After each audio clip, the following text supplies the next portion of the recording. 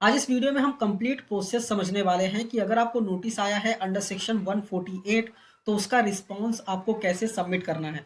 Response submit करना है in the sense कि आपको कैसे आईटीआर को प्रिपेयर करना है और कैसे अपलोड करना है।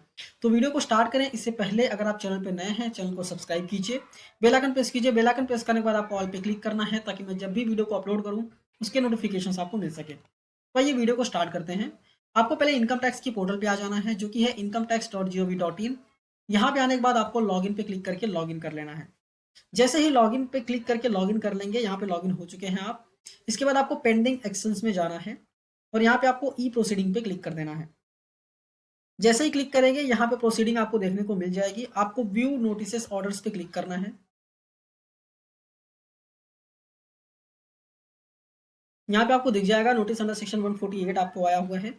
ठीक है, इन्होंने क्या किया था, बेसिकली इनको नोटिस आया था अंडर सेक्शन 148A जिसमें रिप्लाई किया था, बट ऑफिसर सेटिस्फाई नहीं हुए, इसलिए उन्होंने 148 में इनको नोटिस इशू किया है। ठीक है, अगर आप नोटिस और लेटर देखना चाहते हैं तो इस पर आप क्लिक करके नोटिस या फिर लेटर को देख सकते हैं। ठीक है, यहाँ पे आप देख सकते हैं कि पहले आया था यहाँ पे नोटिस आपको 148A, उसके बाद यहाँ पे 148 आया हुआ है। आप डाउनलोड करके देख सकते हैं कि नोटिस किस बारे में है और क्या ट्रांजेक्शन हुई थी, क्या हुई था। ठीक है, तो यहाँ पे अगर आप देखेंगे मैंने यहाँ पे ओपन किया हुआ है। इन्होंने कैश डिपॉजिट किया था 70 लाख रुपीज़ का, ठीक है, बैंक में, बट कोई प्रॉपर एक्सप्लेनेशन नहीं दे पाए थे जिसकी वजह से ये नोटिस आया हुआ था। ठीक है, इसमें एक्सप्लेनेशन भी दिया था बट ऑफिसर सेटिस्फाई नहीं हुए, इसलिए उन्होंने 148 में इनको नोटिस दे दिया है। तो आप यहाँ पे स्क्रॉल डाउन करके देख सकते हैं, मतलब नोटिस प्रॉपर्ली आप रीड कर लीजिएगा क्या एक्जैक्टली प्रॉब्लम है, देन उसका ही सॉल्यूशन हम करने वाले हैं। ठीक है, तो हम क्या करेंगे अभी, बेसिकली आप वापस यहाँ पे आएंगे और ये जो सबमिट रिस्पॉन्स है ना, इस पर क्लिक करेंगे। यहाँ पे प्रोसीड का ऑप्शन आएगा। प्रोसीड का ऑप्शन आएगा तो यहाँ पे देखेंगे कि हमें आईटीआर प्रिपेयर करके अपलोड करने को बोल रहा है। ठीक है, ऑडिट वाला केस नहीं है तो सीधा नो करेंगे और यहाँ पे आईटीआर टाइप सेलेक्ट कर लेंगे। तो मैंने आईटीआर 4 सेलेक्ट किया हुआ है यहाँ पे, और कंटिन्यू कर देंगे। जैसे ही कंटिन्यू करेंगे यहाँ पे बोल रहा है कि आपको एक्सएमएल फाइल अपलोड करनी है। ठीक है, अभी एक्सएमएल फाइल अपलोड करने के लिए हमको एक्सएमएल फाइल पहले जनरेट करना पड़ेगा, उसके बाद ही हम अपलोड कर पाएंगे। तो अभी देखते हैं एक्सएमएल फाइल जनरेट कैसे करना है आपको। उसके लिए आपको लॉग आउट करना है। लॉगआउट यहाँ पे डाउनलोड में जाना है आपको। डाउनलोड में जाने के बाद यहाँ पे आपको ईयर सेलेक्ट करना है कि कौन सी ईयर की आपको नोटिस आई हुई है। ईयर सेलेक्ट करने के बाद आप कौन सा आईटीआर फॉर्म चूज करना चाहते हैं वो आईटीआर फॉर्म चूज कर लीजिए। मेरे केस में आईटीआर 4 है तो आईटीआर 4 में चूज करूंगा, और एक्सेल यूटिलिटी आपको डाउनलोड कर लेना है। डाउनलोड करने के बाद आपका जीप फाइल डाउनलोड होता है, इसको राइट क्लिक करके एक्सट्रैक्ट कर लेना है। एक्सट्रैक्ट करेंगे तो यहाँ पे एक्सेल फाइल आपको देखने को मिल जाएगी। एक्सेल फाइल को डबल क्लिक करके ओपन कर लेना है। जैसे ही ओपन करेंगे यहाँ पे इनेबल मैक्रोस का ऑप्शन आएगा तो उसको आपको इनेबल कर देना है। ठीक है, जो भी चीज़ें इनेबल करने की ऑप्शन आती है उसको आपको इनेबल कर देना है। ठीक है, इनेबल दिस कंटेंट करके ओके कर देना है। ठीक है, ओके करने के बाद यहाँ पे जो ग्रीन है ना, उसमें आप फिल कर सकते हैं। रेड मार्क है मतलब इंपॉर्टेंट है। कॉपी पेस्ट कट पेस्ट आपको नहीं करना है। ठीक है, name, middle name, last name, pan number, address, ये सारी चीज़ें आपको यहाँ पे डालनी है। स्टेट, कंट्री, ये सारी चीज़ें आपको यहाँ पे फिल करना है। Email address, mobile number. ठीक है, इसके बाद यहाँ पे देखिए रिटर्न कौन से सेक्शन में फाइल कर रहे हैं, ये क्लिक करेंगे तो यहाँ पे आएगा अंडर सेक्शन 148, वो सेक्शन आपको सेलेक्ट करना है। उसके बाद आता है आधार नंबर का ऑप्शन, आधार नंबर आपको डाल देना है। इसके बाद आता है e file in response to notice under section, ये यहाँ पे सेक्शंस दिए हुए हैं। अगर फाइल किया हुआ है तो आपको यहाँ पे डेट डालना है। ठीक है, इसके बाद आता है रेसिडेंशियल स्टेटस आपको चूज करना है। फिर टैक्स का स्टेटस आपको चूज करना है कि रिफंड है या फिर पेबल है, नील है, वो आपके हिसाब से आपका जो केस है उसके बेसिस पे यहाँ पे सेलेक्ट कर लेना है। ठीक है, सेलेक्ट करने के बाद यहाँ पे आता है बिजनेस और प्रोफेशन का डिटेल्स डालना है। चूंकि हम यहाँ पे नहीं डाल सकते तो हम बिजनेस और प्रोफेशन के स्केड्यूल में जाएंगे, मतलब ये वाली शीट में, और यहाँ पे फिल करेंगे। इस पर हम क्लिक कर देते हैं। क्लिक करने के बाद यहाँ पे आपको बिजनेस का कोड सेलेक्ट करना है, trade name, trademark, trade name, और यहाँ पे कुछ है तो आप यहाँ पे सेलेक्ट कर सकते हैं, कोई दिक्कत नहीं है। इसके बाद यहाँ पे आपको ग्रॉस रिसिप्ट आपका डालना है, बिजनेस का ग्रॉस रिसिप्ट कितना है, एंड 6% या फिर 8% में आ रहा है, वो आपको प्रॉफिट यहाँ पे डाल देना है। ठीक है, तो मैंने यहाँ पे डाल दिया, इलेक्ट्रॉनिक मोड में है तो हमने EA 6% वाले में यहाँ पे प्रॉफिट भी डाल दिया। प्रॉफिट डालने के बाद स्क्रॉल डाउन करके नीचे आएंगे तो यहाँ पे कुछ इंपॉर्टेंट चीज़ रहती है, जैसे आपको कि यहाँ पे E9 से लेके E12 ये इंपॉर्टेंट है, यहाँ पे आपको फिल ही करना है कुछ ना कुछ, तो आपको प्रॉपर्ली फिल कर देना है। मेरा ये सजेशन रहेगा कि अगर आपको नोटिस आते हैं ना तो आपको फाइनेंशियल्स अपना आपका बना लेना चाहिए। ठीक है, तो फाइनेंशियल्स डेफिनेटली आप बना के रखिएगा, काम आता है फ्यूचर में। तो ये सारी चीज़ आपको फिल कर देनी है।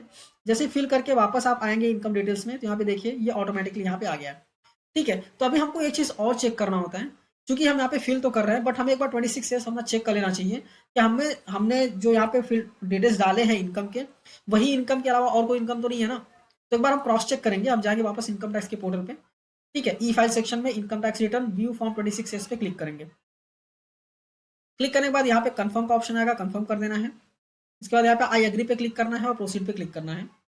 इसके बाद आपको व्यू टैक्स क्रेडिट पे क्लिक करना है। क्लिक करने के बाद यहाँ पे आपको असेसमेंट चूज करना है, व्यू एज HTML करना है, ठीक है, और एक्सपोर्ट PDF पे आपको क्लिक कर देना है। ठीक है, जैसे ही क्लिक करेंगे तो आपका 26S डाउनलोड हो जाएगा। आपको प्रॉपरली चेक कर लेना है कि जो इनकम हम दिखा रहे हैं ना उसके अलावा और कोई इनकम तो नहीं दिख रहा ना 26S में। यहाँ पे देखिए हमारा जो इनकम है ये हमने यहाँ पे दिखाया हुआ है, कैश डिपॉजिट किया है, चूंकि बिजनेस रिसिप्ट था हमारा, हमने नहीं दिखाया था, तो यहाँ पे दिखा रहे हैं। ठीक है, इसके अलावा और कोई इनकम नहीं है, मतलब हम अभी बरोबर काम कर रहे हैं। ठीक है, वापस हम यहाँ पे आ जाएंगे। इसके अलावा और कोई भी इनकम नहीं है, कोई डिडक्शन भी नहीं है इनके पास। स्क्रॉल डाउन करके नीचे आएंगे, कोई भी डिडक्शन नहीं है। ठीक है, स्क्रॉल डाउन करके नीचे करेंगे, यहाँ पे कोई चीज़ें नहीं है, डायरेक्ट टैक्सेबल इनकम आ गया। ठीक है, इसके बाद हम जाएंगे TDS वाले शेड्यूल में। TDS में कुछ भी TDS कटा नहीं है। ठीक है, तो यहाँ पे कोई भी दिक्कत नहीं है, वैलिडेट करके आप ओके कर सकते हैं, कोई दिक्कत नहीं है। फिर हम आएंगे टैक्सेस पेड एंड वेरिफिकेशन में। यहाँ पे बेसिकली आपको आपका बैंक डिटेल्स डालना पड़ेगा, IFSC code, bank name automatic आता है, अकाउंट नंबर आपको डालना है। ठीक है, इसके बाद और भी बैंक्स हैं, अदर बैंक्स हैं, तो यहाँ पे आप ऐड कर सकते हैं, कोई दिक्कत नहीं है। स्क्रॉल डाउन करके नीचे आएंगे तो यहाँ पे वेरिफिकेशन में डिटेल्स फिल करना होगा, जैसे आई में यहाँ पे आपका नाम डालना है, फादर का नाम यहाँ पे डालना है, प्लेस, पैन नंबर, डेट, ये सारी चीज़ आपको यहाँ पे फिल करना है। फिल करने के बाद वापस सेक्शन 80G भी देख लीजिए। यहाँ पे अगर कोई चीज़ें हैं डोनेशन की तो डोनेशन की डिटेल्स डाल सकते हैं, नहीं है तो सीधा वैलिडेट करके छोड़ दीजिए, और कोई डिटेल्स यहाँ पे फिल करने की जरूरत नहीं है। वापस हम इनकम डिटेल्स में आएंगे और वैलिडेट पे क्लिक करेंगे। हमने शीट सही से फिल किया है इसलिए ओके का डिटेल आया, मतलब शीट ओके है, कोई दिक्कत नहीं है।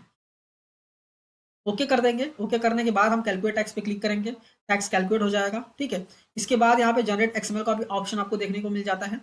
ठीक है, जैसे जनरेट XML पे क्लिक करेंगे यहाँ पे आता है कि आपको पहले कैलकुलेट टैक्स करना है, तो हमने कर दिया है, तो हम सीधा ओके कर देंगे। ओके करने के बाद सेव XML का ऑप्शन देखने को मिल जाता है। जैसे ही क्लिक करेंगे यहाँ पे जनरेट करेगा और XML सेव हो जाएगा। कहाँ पे सेव होगा? जहाँ पे आपका एक्सेल सेव है। ठीक है, ओके करना है। ओके करने के बाद ये देखिए एक्सेल जहाँ पे है वहीं पे XML हमारा सेव हो चुका है। अब हम वापस इनकम टैक्स के पोर्टल पे जाएंगे, प्रोसीडिंग्स में जाएंगे, यहाँ पे व्यू नोटिसेस पे क्लिक करेंगे। क्लिक करने के बाद यहाँ पे सबमिट रिस्पॉन्स पे क्लिक करेंगे, प्रोसीड करना है। इसके बाद यहाँ पे ITR टाइप आपको चूज कर लेना है, नो करना है, मतलब ऑडिट वाला केस नहीं है। इसके बाद यहाँ पे ITR 4 हमारे केस में, तो हमने ITR 4 सेलेक्ट कर लिया है और कंटिन्यू कर दिया है। कंटिन्यू करने के बाद यहाँ पे फाइल अटैच करने का ऑप्शन आता है, अटैच फाइल पे क्लिक करके वो फाइल जो है उसको अटैच करनी है। कोई भी एरर नहीं रहेगा तो यहाँ पे वैलिडेशन सक्सेसफुल आ जाएगा। अगर आपने सही से फिल किया तो कोई भी एरर नहीं आएगा। प्रोसीड टू वेरिफिकेशन पे आपको क्लिक करना है। जैसे ही क्लिक करेंगे यहाँ पे आता है इंस्टेंट वेरिफिकेशन, हम इंस्टेंट वेरिफिकेशन कर लेंगे, कंटिन्यू पे क्लिक करना है।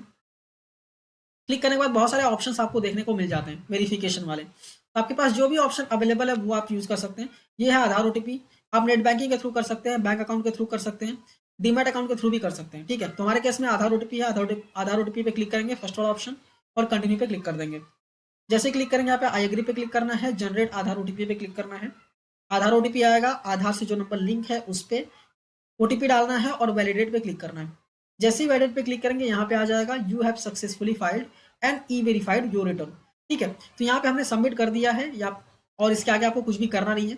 ठीक है, इसके बाद आपको वेट करना है, कोई भी नोटिस वगैरह आएंगी। अगर ऑफिसर सेटिस्फाई हो जाएगा इस चीज़ से तो आपको कोई भी नोटिस नहीं आएंगी, जो भी नोटिस है उसको रद्द कर दिया जाएगा।